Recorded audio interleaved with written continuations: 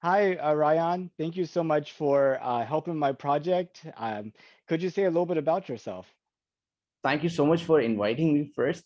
I'm working on a STEM educational training program. I'm founder of Cosmic Tribe in Pakistan. I'm providing online activities for kids. Apart from that, I'm working on light pollution and being a part of International Dark Sky Association as Dark Sky Advocate. And I was also selected as International Dark Sky Ambassador for International Astronomical Union Global Project of 100 years of celebration in 2019. So this is all about me, and thank you for inviting, Mr. Yes, Mr. Nathan. Thank you so much. Yes. So, does that mean you're an astronomer also? Yes, I did my master's in astrophysics. So you're used to being up at this time of day or night, I should say. Yes. Yes.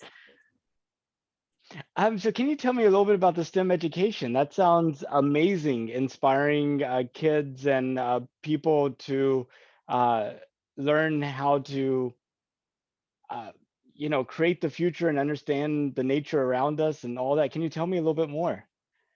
Exactly. All in all these training programs, what I do is I try to connect with all those students who are living in remote areas. This is my ultimate target, to educate people about astronomy and space science first.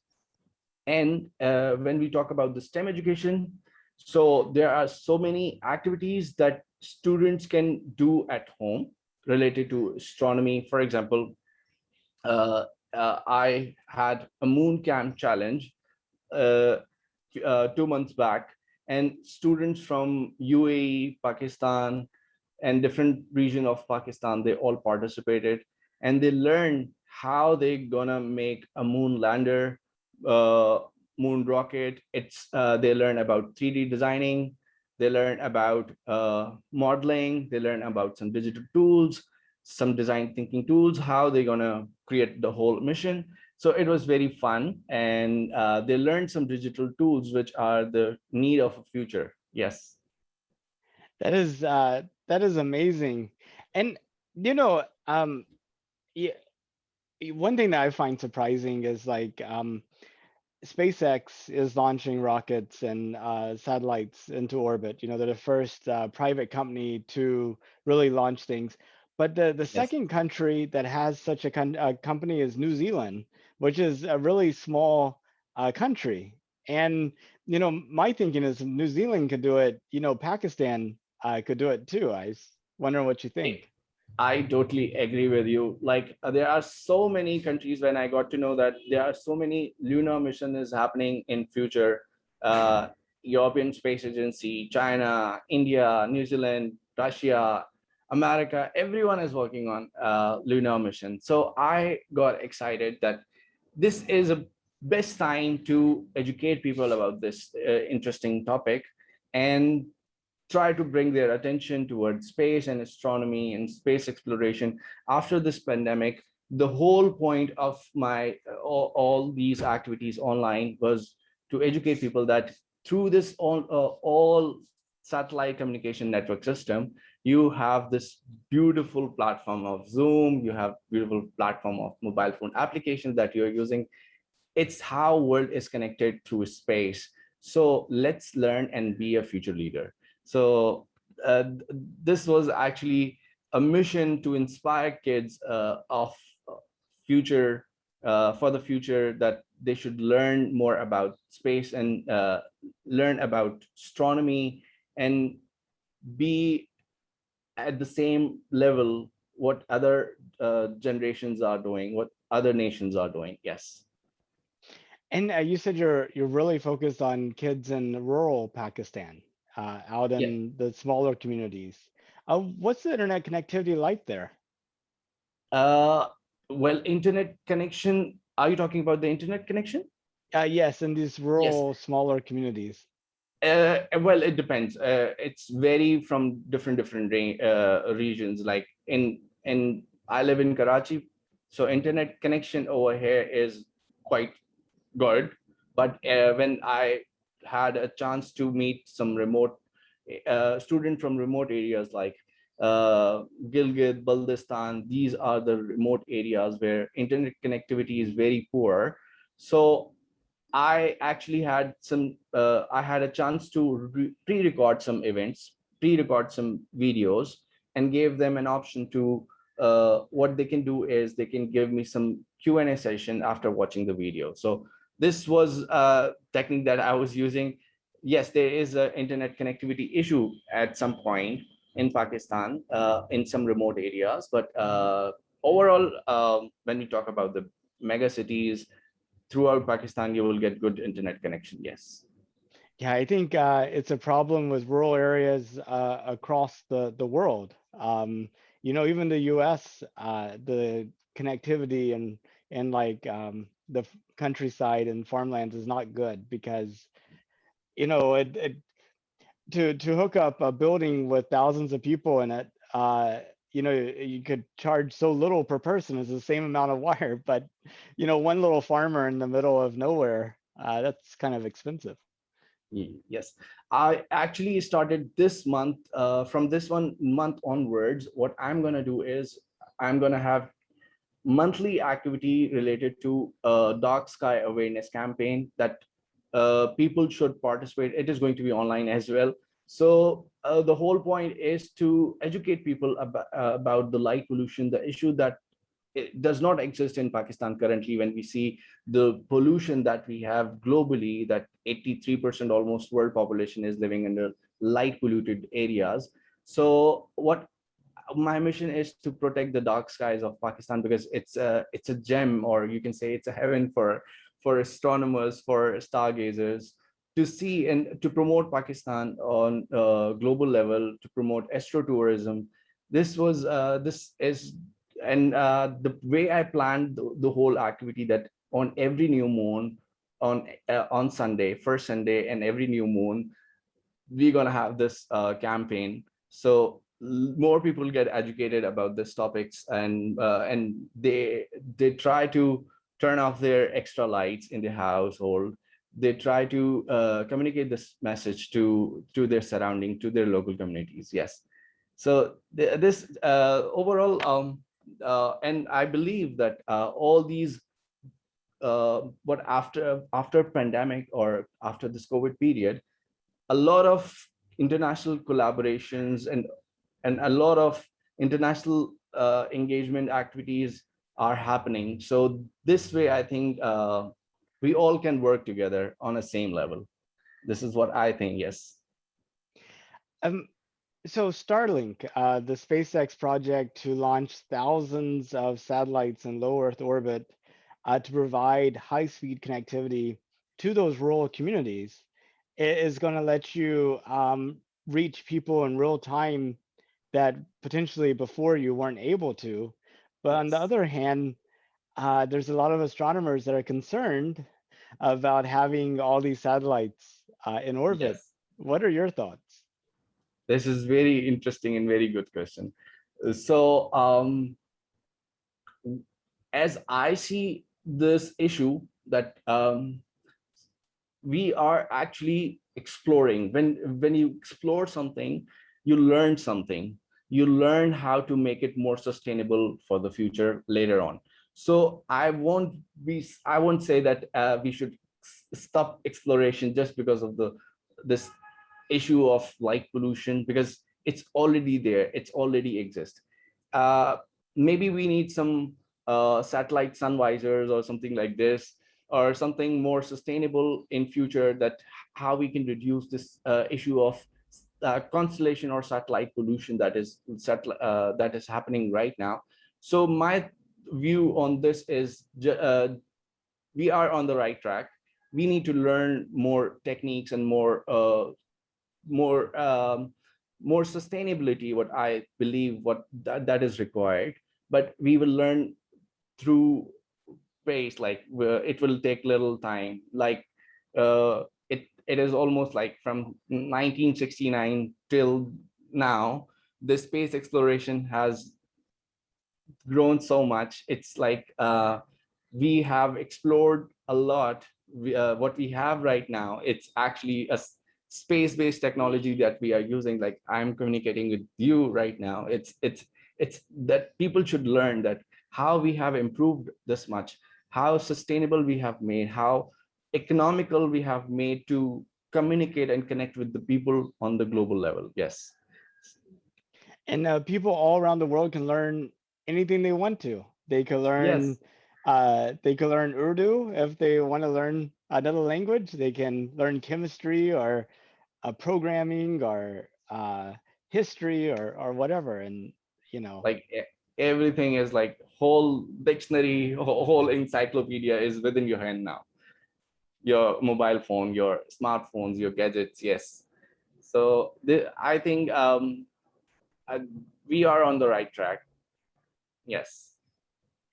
as so coming back to the moon, um, when did you find out that NASA was planning to send people back to the moon in 2024?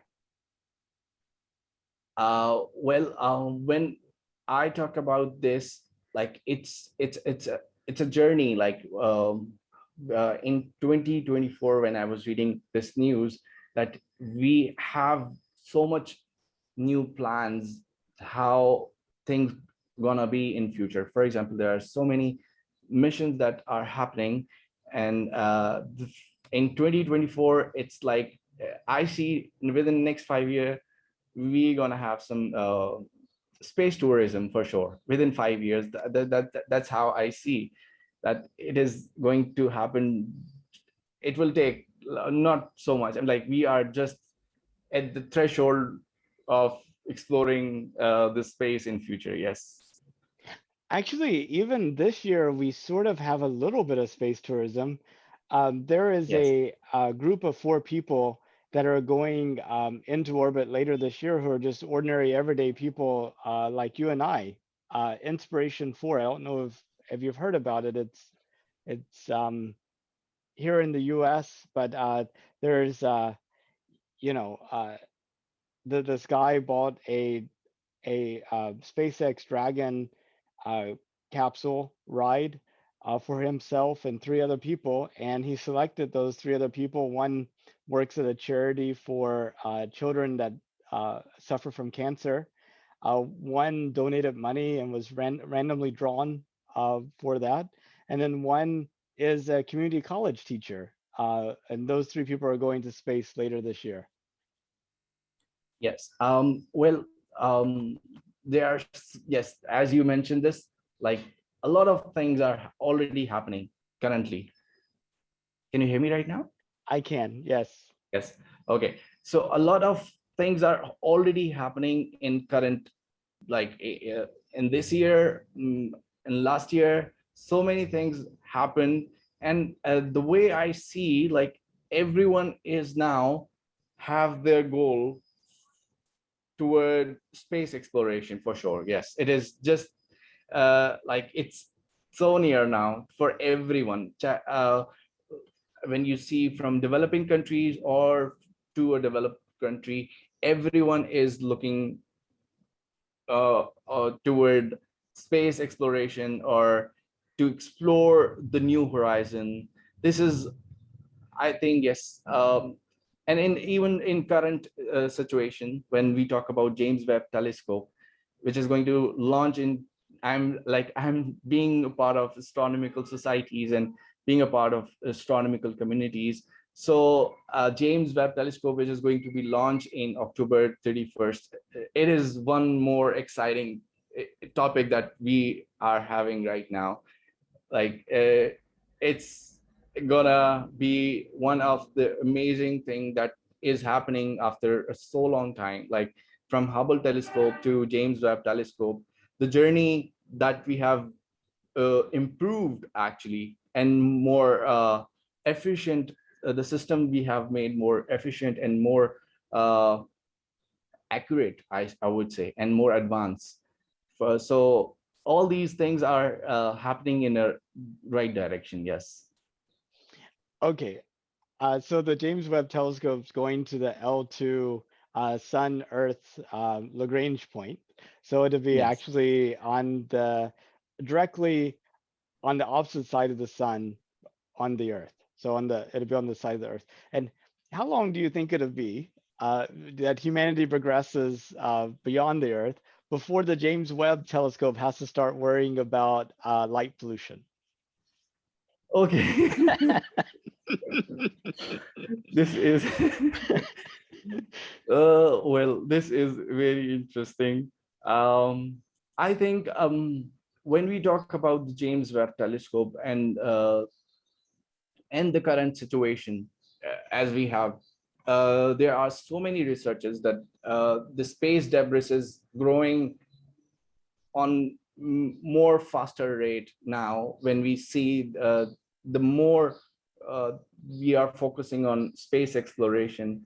So when we talk about the light pollution or things like these connected to, so we need to actually have a better understanding, more people who are working in space law. What I say, we need more lawyers, we need more like-minded people who have vision to understand the why we are doing this, because a lot of people still say that why we are working on this space exploration, what is the actual goal, what why you need it. So we need to have like-minded people, not from the aerospace or space industry or from the astronomical communities. We need people from law, from what I say, lawyers community, someone who is working on environmental issues, someone who is working on sustainability. So we need more people and more creative people, I would say. So they come up with a better idea to understand and resolve such issues, because what I in the current situation, if I say that like if James Webb Telescope and the light pollution thing is actually gonna be a big trouble. So what we need to educate people first. We are the right people who actually gonna influence. If we portray the negative side of this picture of James Webb Telescope, like, okay, this is going to be not good or blah blah blah. So we need to grab their attention on a positive side. What we are going to have, like, we gonna maybe, like, there are some researchers that we gonna discover the origins of Big Bang of through James Webb Telescope, how it all started, because we still don't know how this whole Big Bang started. So James Webb Telescope is going to be the, yes, can you hear me right now? I can hear you. Yep. Yes. You freeze a So little bit, but I can always hear you. yes. So yes. So James Webb Telescope is going to work. We will maybe we will discover how this whole Big Bang started. So yes, there are a I lot of things. Yes, I'm also hoping maybe we can image some exoplanets. That would be so cool. exactly. Yes, this is the best part, that we have almost discovered 4,000, 5,000 plus exoplanets. So maybe we will find some extraterrestrial life on some other planets. Maybe what I would say, like, and not our there are so many activities that we can do from exoplanets, and we can learn more about the what I would say, from exoplanet we can learn about uh, about extraterrestrial life, and about the how we can make more our planet more habitable, like more better, to learn from the space exploration. Yes. Um, yeah, and then also we have the rovers on Mars. You know, we have the Perseverance rover that just put down the Ingenuity helicopter that should be flying maybe as early as April 11th, so in a week from now. It's pretty Yes, we amazing. are almost nearby. Yes, it's so. Yes, it's challenging, but I would say I'm super excited to see that how we have grown this much. That on Mars, we gonna have a helicopter. Like we have already invaded one planet through robots, and so it's very near future that we may gonna have a Martian colony over there or something like this. We already have made this like what I would say, this whole idea of exploring Mars, and to figure out the atmospheric condition and other important topic that we are working on. So I would say yes, that we are in the yes, we are working to inspire the new generation, which is very good. Which is the way we think, like we are working in a right, very good direction. We need to focus on good part, and I think from not only from those countries who are actually uh, practically working on this, but to inspire other generations and other countries, other nations, to have a similar goal for the future. Yes. And if you could, would you go to space? Sorry.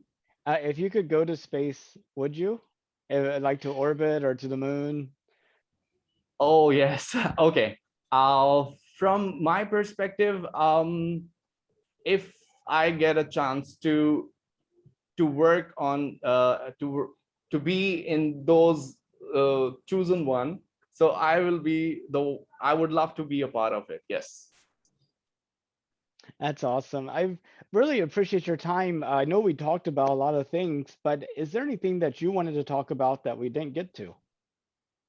Uh, well, currently, what I would say that thank you so much for inviting, and number one, and the next thing that is more important, that connecting with the people that you are doing is very, very important in this current pandemic situation. What we are facing, to it's not just what I see, that we are talking, we are actually making one, like the earth, people from the earth are actually one nation. So this is how I see. And thank you so much. Thank you so much, and I I hope you have a wonderful day. Thank you so much. Have a nice day. Thank you for inviting. Take care. Good Bye night. bye. Bye bye. Bye bye.